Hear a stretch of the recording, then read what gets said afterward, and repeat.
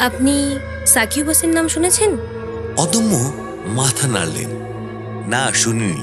সেটা আবার কি? ইনকিউবাস? তাও শোনেননি? না। অদম্যর বিরক্তি ক্রমেই বৃদ্ধি পাচ্ছিল। কি বলছেন ম্যাডাম? সাকিউবাস? এরা থাকে কোথায়? মানে এরা বেছে বেছে অদম্যকে ধরলো কেন?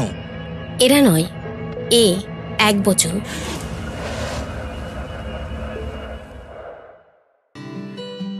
গপ্প ভাইবস অডিও ড্রামা, গপ্পে জাগুক অনুভব।